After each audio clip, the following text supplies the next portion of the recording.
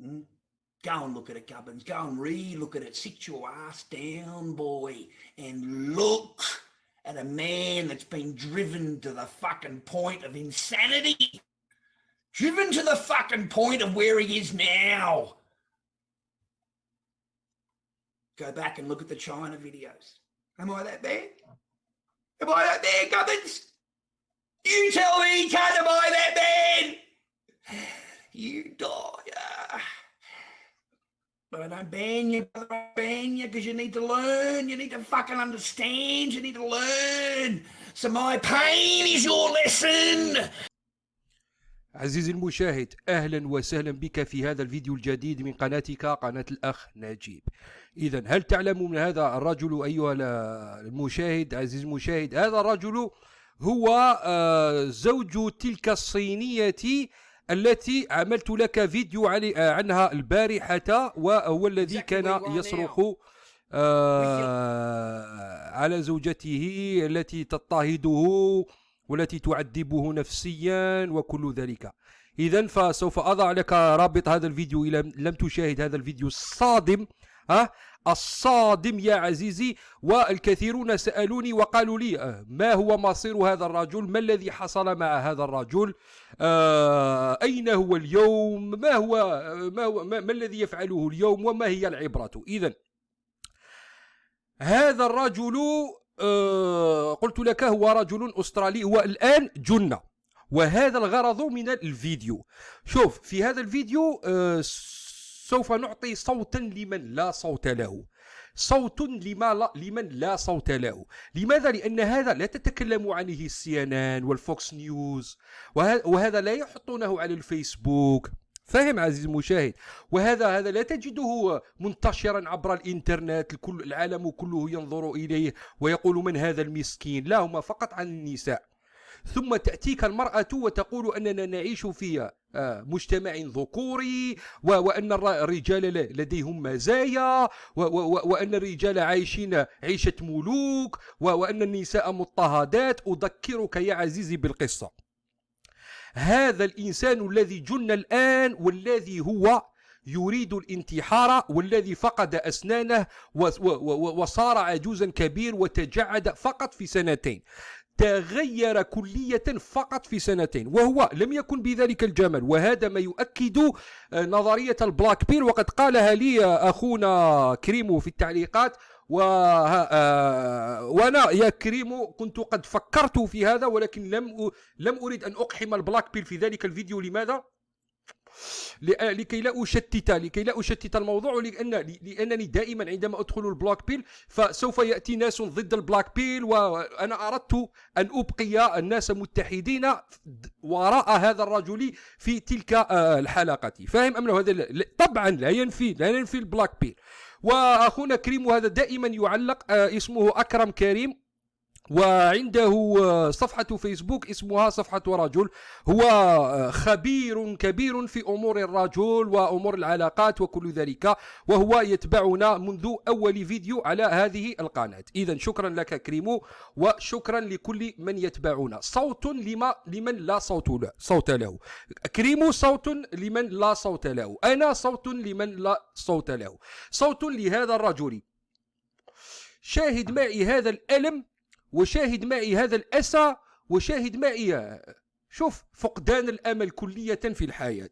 تقول لي لماذا؟ طيب، سوف أقول لك لماذا وكيف أفسر لك نهاية المأساوية لهذا الرجل وكيف كان من قبل. وكذلك سوف أبين لك أن هذا الرجل لا يحارب زوجته فقط، فهو يحارب زوجته، ويحارب الدولة، ويحارب الشرطة، ويحارب القاضي، ويحارب الفيسبوك، ويحارب CNN، ويحارب من؟ ويحارب حتى الخرفان والسمبات. فهو في هذا الفيديو يصرخ. لماذا؟ لأن كثيرا من السمبات جاءوا على فيديو وهو أغلق قناته، عمل قناة أخرى وحذف كل فيديوهاته القديمة. إذن فجاءوه لي على هذا الفيديو وقالوا لهم أنت الذي تصرخ، وأنت أعطوا الحق لزوجته، وهذا ظلم كبير، ولم يتعاطفوا معه ولا شيء. أذكرك أن زوجته هذه سرقت كل ممتلكاته. هو شوف، سرقت كل ممتلكاته ولم تعطيه الجنس ولم تطبخ له ولم تنظف البيت وعندها عشيق. وعندها عشيق واتصلت لي وعملت له لفقت له لا أعرف كم عشرات القضايا وكل ذلك وهي لعبت بقلبه ولعبت بمشاعره من أول. شوف، هذا تلاعب بالمشاعر. فهي قالت له أنها تحبه، وبعد ذلك أول ما وصلت تغيرت عليه وصارت لا تتكلم معه وهو يتكلم وهي لا ترد عليه وكل ذلك. إذن اضطهاد حقيقي. وفوق ذلك قلت لك العالم كله ضده. لماذا العالم كله ضده؟ لماذا؟ هذا هو الغرض من الفيديو. هذا الرجل لمن سألني، هذا كان يعيش، قلت لك كانت عنده قناة قديمة في 2018 كنت أشاهد قناته. فيلا كبيرة جدا، هو عنده فيلا كبيرة جدا، هو من أستراليا. وأظنه أنه في واحدة من فيديوهاته قال أنه ورث تلك الفيلا عن أبيه. هو ورث تلك الفيلا عن أبيه، ولكنه دفع مئات الآلاف من الدولارات حتى يصلح تلك الفيلا، وعمل حمام سباحة كبير، وكان لديه كلاب، وكان لديه أشجار للثمار، وكانت لديه تلفزيون ضخم جدا، ولديه لا أعرف 1000 قناة يشاهدها على تلفزيونه، وكان يعمل الرياضة، وكان هو ما الذي يحبه هذا الإنسان. هذا إنسان فنان، هذا يرسم الأقنعة، هذا ينزل إلى جراجه ويرسم الأقنعة. إذن كان يعيش حياة رائعة، وكان هو قد استقر ماديا ونجح في الحياة وكل ذلك. فكما قلت لك في هذه القناة، وكما دائما يقول لك الإخوة في قنوات الريد بيل والقنوات الرجولية بصفة عامة، يقولون لك دائما أن شوف مع الزمن دائما الرجل يتطور دائما. شوف، قليل من النساء تجدها نجحت هكذا في أربعينات مثلا، قليل. الرجل هو من ينجح، المرأة هي من تأتي وتتطفل على ذلك النجاح. ولكن العكس، ما الذي يحصل؟ زمان كانت المرأة تتطفل، ولكن الرجل كان لديه نوعا ما سلطة على الأقل على ممتلكاته. أنا لا أقول لك، شوف أبين لك رأيي الشخصي، أنا لا أقول لك أن الرجل يجب أن تكون لديه سلطة كلية مطلقة على المرأة. لا لا لا لا لا. أنا شوف، أنا وجهة نظري أنك فقط إذا لم يعجبك الحال فاذهبي. وأنا مع النفقة للأطفال إذا كان أطفال يدفع نفقة للأطفال، حتى إذا كان هذا مضادا للفكر النسوي المتناقض. فمن المفروض أنت تطلقت، أنت من تدفعي على البنت لأننا متساويان. ولكن أنا كنت حتى قابلت أن أدفع على البنت، ولكن كل عدا ذلك هو ظلم. أن تبقى في بيته ظلم، وهي لا تكلمه ولا تنام معه ولا تطبخ له، ظلم. أن تقول له اخرج من بيتك، هذا ظلم. هذا بيتي أنا، هذا ليس بيتك أنت، هذا بيت أبي أنا وبيت أجدادي أنا. أنت أتيت من الصين، أنت امرأة غريبة علي، لعبت بي وقلت لي أنك تحبينني ولعبت بي، وأنا كنت بلو بيل، إنسان حالم مؤمن بهذه الأمور. غرروا بي لا أعرف في التلفزيون والأغاني، أغاني البيتلز وأغاني القديمة وغني الروك وكل ذلك، والمرأة، ويقولون المرأة وردة والحب والعيش معا والموت معا، وكل غررت بي، كذبت علي وغررت بي، وأنا إنسان ساذج. وأنا لا أقول لك هنا أن هذا الإنسان لم يخطئ، هو مخطئ، كل إنسان تزوج هو مخطئ، ولكن لا يأتي لي شخص ويقول لي أنه يستاهل. لا، هو لا يستاهل، هو مخطئ ولكنه لا يستاهل. هذا ليس عدلا، لا، هذا ليس عدلا. فاهم أم لا؟ إذن فالعقاب ليس بدرجة الجرم. إذا كان الزواج جرما، فمن يسرق بيضة لا تقطع يديه، ليس من يسرق بيضة تقطع يديه. هو إنسان لم يسرق أصلا، هو عمل عملا نبيلا وتزوج وكل ذلك. فحتى إذا قلنا أنه جرم، فهل يستاهل كل ما حصل له؟ لا. هو لا يستاهل كل ما حصل له. فلماذا يأتوه هؤلاء السمبات ويجعلونه هكذا؟ حتى الآن أنا أظن، أنا أجزم لكم أيها الإخوة، أقسم لكم بالله أن هذا الرجل يوما ما سوف تسمعون به أنه انتحر، وأنتم لا تعرفون كارثية الوضع. فالكثير من الرجال ينتحرون ويموتون في صمت وتعتيم إعلامي كبير جدا، لأن الإعلام نسوي ولا يريد أن يبين خراب المجتمع ويبين أن الرجال يعانون في هذا النظام الفاسد. إذا ما هي معاناة هذا الرجل؟ شوف، هذا الرجل خسر كل شيء، خسر كل شيء. فهو أصلا خسر بنته التي يحبها، طبعا هي بنته ويحبها، والتي ولم يراها منذ سنوات الآن. فزوجته قالت أنه شخص مريض وشخص سايكوباتي وشخص مغتصب وشخص. إذن فمباشرة صدقوها ومنعوه من رؤية بنته، فلذة كبده. ثم يأتيه الحلابون، هؤلاء الناس الذين قال فيهم الثوريون 10 رصاصات في المسدس، 9 للخونة وواحدة للعدو. فنحن الرجال الذين نحاول أن نصلح هذا الوضع. أعداؤنا أول الأعداء هم الرجال الذين يدافعون عن هذا النظام، ليس النساء، لأن النساء بطبعهم هم ماذا؟ النساء هم دائما يتبعون، هم يتبعن النظام السائد. فمثلا اليوم يقولون المرأة يسموها الميم جندر. اليوم يقولون أن الرجل الطويل جميل، فالنساء كلها تقول الرجل الطويل جميل. الرجل التركي جميل، كل النساء تقول الرجل التركي جميل. الرجل لازم يكون فيه 180، كل النساء تقول 180. إيش معنى 180؟ لماذا ليس 178؟ لماذا ليس 183؟ لماذا 180؟ لأنها ميم جندر، لأنها فقط تتبع. إذن فالمجرمون الحقيقيون هم رجال، فمن أوقفوه هم رجال، ومن سنوا القوانين هم رجال، ورئيس الدولة عندهم رجل. إذن فهؤلاء الرجال الذين هم يعذبون هذا الرجل إنسان مظلوم.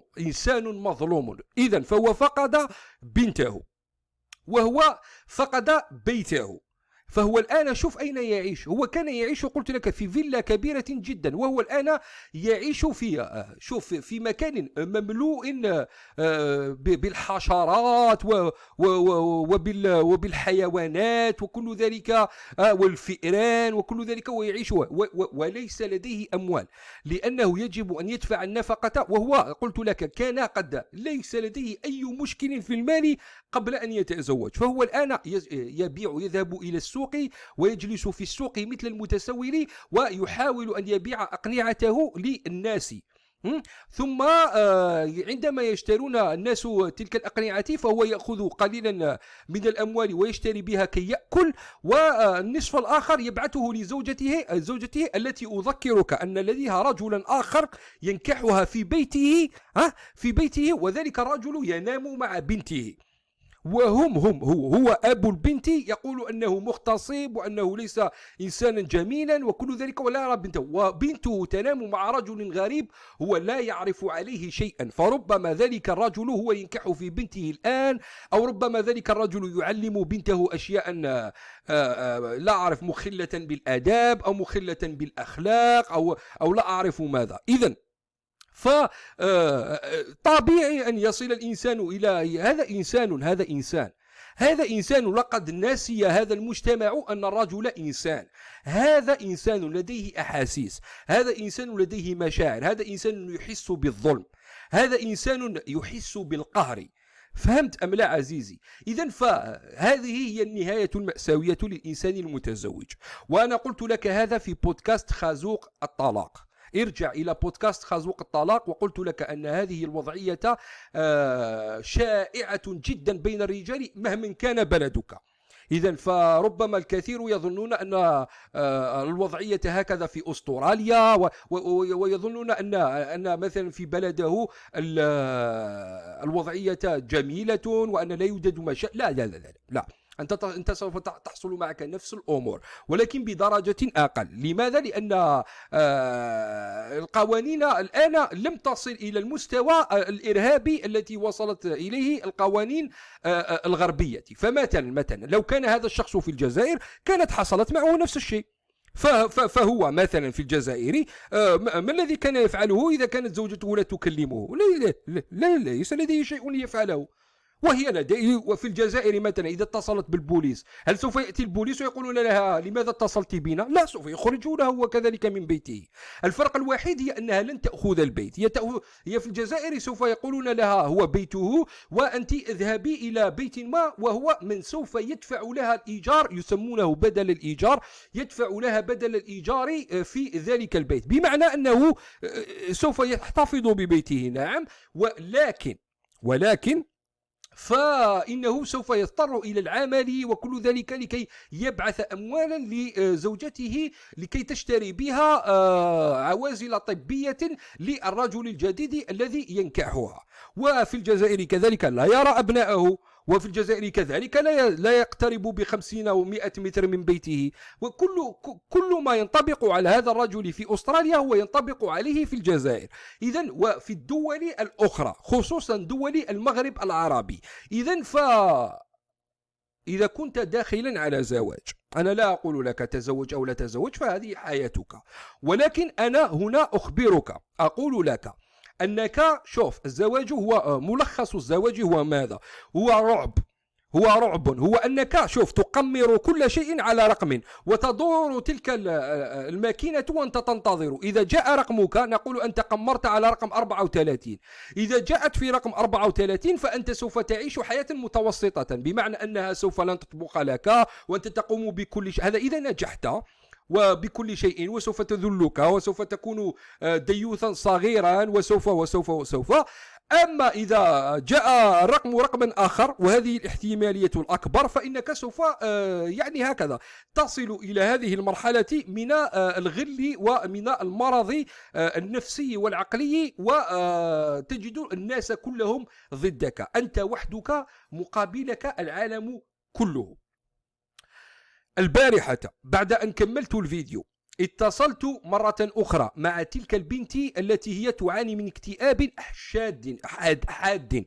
أقسم لك أنها تعاني من اكتئاب حاد، ودائما عندما أكلمها لكي أفهم الوضعية فهي تقول لي بالرغم من اكتئابها وبالرغم من أنها الآن ترى طبيبا، قلت لك أن هذا النموذج يجب حتى النساء أن تأتي معنا لكي نحارب هذا النموذج، لأنهن كذلك ضحايا، هم تربحن من المال فقط، ولكنهن تخسرن كثيرا، تخسرن الأمومة، تخسرن الحب يعني بمعنى أن الرجل يعطيها هدايا، الاستقرار، الأمان.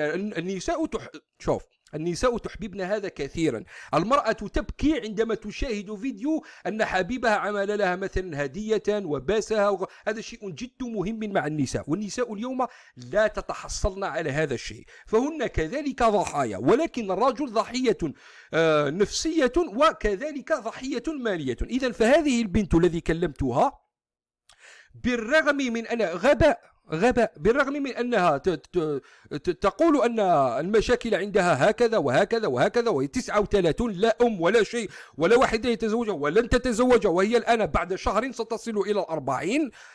إذن فعزيزي المشاهد، فهي حياتها انتهت وهي بدأت تدخل في هذه الحالة، في نفس الحالة. ولكن المشكل تقول لي لماذا أنت تدافع عن هذا الرجل ولا تدافع عن صديقتك تلك؟ صديقتي تلك هي تدافع عن هذه القوانين لأنها غبية، وأنا قلت لها ولكنها مصرة، هي مصرة على النسوية ومصرة.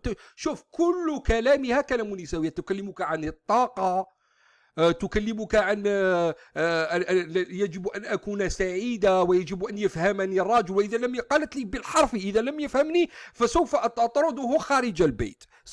أقسم بالله العلي العظيم يا عزيزي، حرفا قالت لي إذا لم يحقق لي ما الذي أريده. وقلت لها وإذا مثلا لم تذهبوا للسفر، قالت لي هذا رجل يأخذني للسفر فأنا سوف أطرده من حياتي. إذا الوضعية كارثية للغاية، الوضعية كارثية للغاية، وهذا المجتمع مريض للغاية، مريض للغاية. شاهد معي هذا الرجل الذي هو لم يرحموه حتى الرجال، لم يرحب. لماذا أولئك الرجال فقط أتوا، وجاءوا نساء أخرى وقلنا له شكرا شكرا لأنك تدافع عن المرأة. يدافعون عن المرأة التي نصبت عليه، يدافعون عن المرأة التي سرقته، يدافعون عن المرأة الخائنة، يدافعون عن المرأة التي لعبت بحياة هذا الإنسان، هذا الإنسان الذي كان في الأعالي والآن صار في أسفل سافلين. هذه هي الحطمة. هذا الإنسان الآن يعيش في الحطمة. إذا كنت قلت لك لا تريد الزواج، فهنالك حلولا.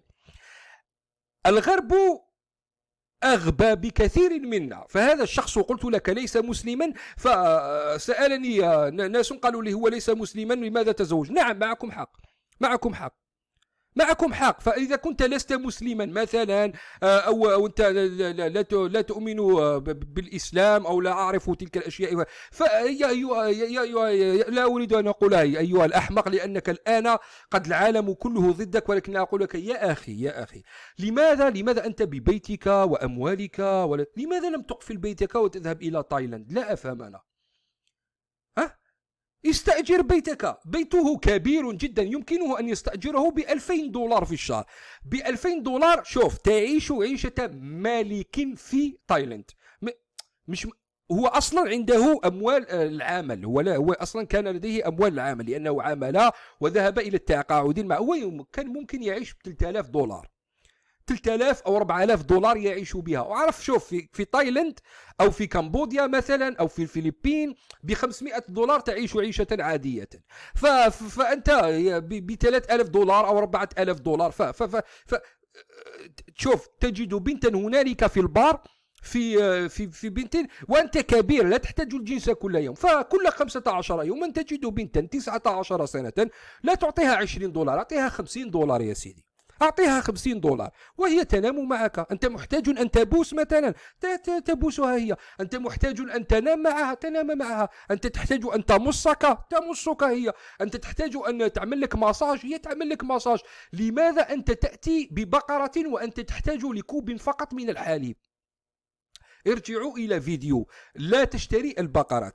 فهذا الإنسان ليس ذكيا، فهو يريد كوب حليب من المرأة، هو يريد أن تمصه كما كان يقول، ويريد أن تطبخ له، هذا هو ما ينتظره منها. فلماذا تأتي ببقرة وتدفع على تلك البقرة وتأخذها للبيطار وتوسخ لك البيت، ثم تسرق لك بيتك، ثم تأتي لك ببقرة أخرى للبيت، رجل آخر ثور آخر في البيت، وتجد نفسك أنت في بيتك يعني حرب عالمية داخل بيتك، ثم تجد أنت نفسك مطرودا من بيتك وتعيش عيشة الضنكة. هذه هي العيشة الضنكة. إذن كان معكم الأخ نجيب، ألقاكم في فيديو جديد، سلام.